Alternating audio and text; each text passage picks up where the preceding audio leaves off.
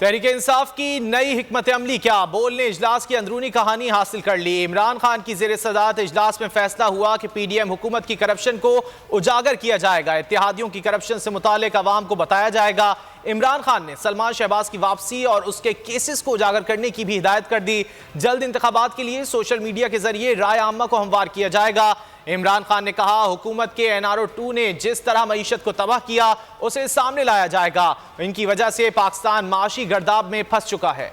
तहरीक इंसाफ की नई हिकमत अमली क्या, बोल ने इजलास की अंदरूनी कहानी हासिल कर ली। इमरान खान की ज़ेर सदारत इजलास में फैसला हुआ कि PDM हुकूमत की करप्शन को उजागर किया जाएगा। इत्तेहादियों की करप्शन से मुतालिक अवाम को बताया जाएगा। इमरान खान ने सलमान शहबाज की वापसी और उसके केसेस को उजागर करने की भी हिदायत कर दी।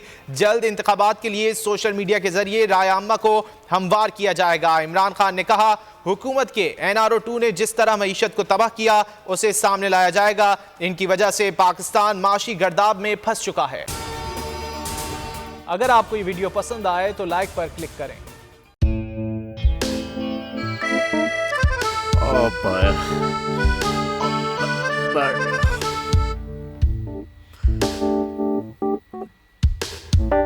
इंतशार से निकलने का वाहिद हल इंतखाबात हैं।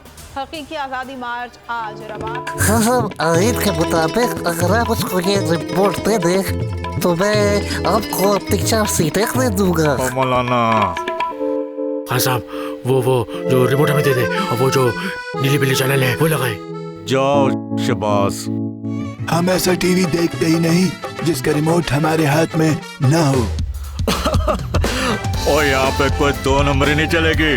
और हम कोई गुलाम है जो आप रिमोट मांगे हम दे दें? Absolutely not. यहाँ पे सिर्फ पाकिस्तान का नंबर 1 चैनल चलेगा, बोल, जो हकीकी सहाफत की जंग लड़ रहा है। पाकिस्तान के लिए कोई और नहीं, सिर्फ बोल खड़ा है। आप सब भी बोल देखें।